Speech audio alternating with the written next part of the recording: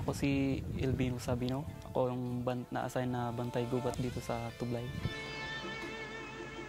Taong 2006 nung pumasok ako sa Benguet State University, kumuha ako ng BS Forestry kasi yun yung gusto kong kurso. Gusto ko talaga.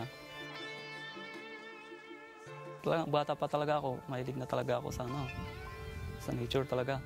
Tsaka gusto kong i-apply yung agroforestry, combination ng agriculture at saka forestry. Yun talaga ang pinaka-goal ko sana.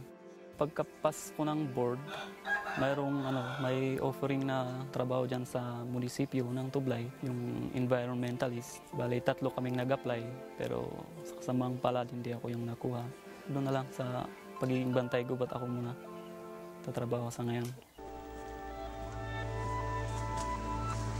Ako lang ang nag-apply, automatic na ako na yung kukuhanin nila. Kaya yun na, ibinrief lang ako.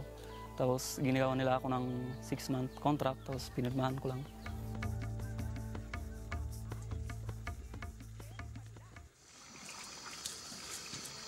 Ang barangay kasi dito sa Tublay is 8. Yung pinakamalayo yata, ang alam ko is dun sa 12. Malayo yun, talagang pag dito ka manggagaling, iikot ka pa dun sa sa Trinidad, papunta dun. So bali kung may sasakyan kang tuloy-tuloy, mga 1 oras din yun. Kung maglalakad ka naman dito hanggang dun is ilang bundok yata yung... Kaya napakahirap talagang magpatrol kasi kailangan talaga malakas ang katawan mo. At saka yung sipag lang talaga. Dedikasyon mo dun sa trabaho mo. Ang allowance namin per month is 3,000 lang eh. Kaya ang ginagawa ko, parang sideline ko lang yan. Pagiging bantay gubat. Kasi ang pinakatrabaho ko ngayon is nagmimina ako ng ginto. Kulang na kulang kasi yung 3,000.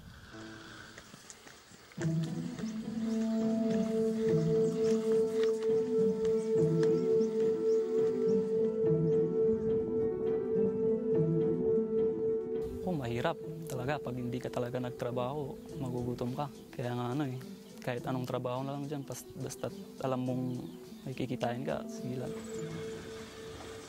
Tuwing umaga, bago ako pumunta doon sa minahan, didiligan muna namin to.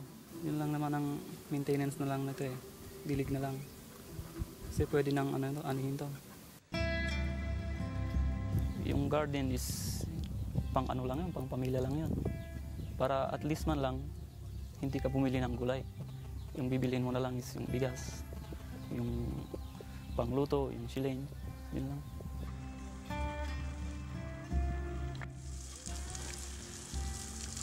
Ako hindi talaga kasya yung 3,000 na yun.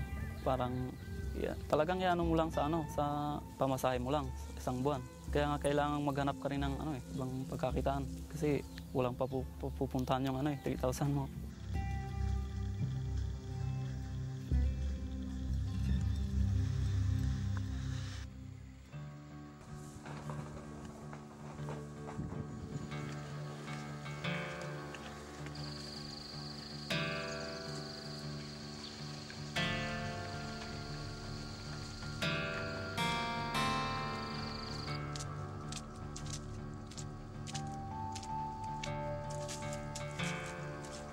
Ito po yung yung portal namin, ito yung tinatawag namin dito na usok. Ito po yung isang kabuhayan.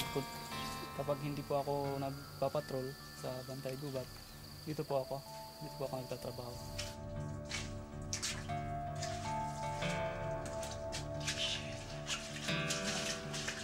Ito na.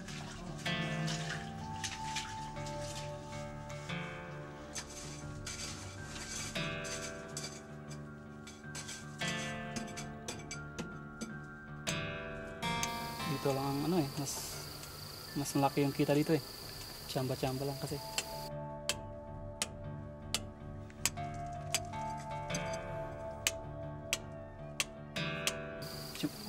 Pag tsumamba ka, mga 100 grams, gano'n. Kasi hindi naman kami tsumachamba.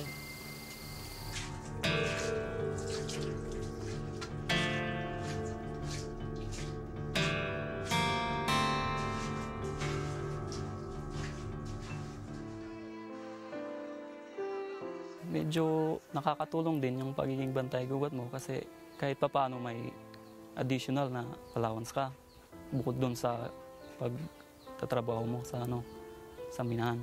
Pero sa ngayon medyo okay lang din kasi wala pa akong anak asawa lang ako. Pero siguro pag nagkaroon na ako ng anak, hindi ko na alam. Baka masyado nang mahirap yan. Yung 3,000, wala na yan. Walang patutunguhan.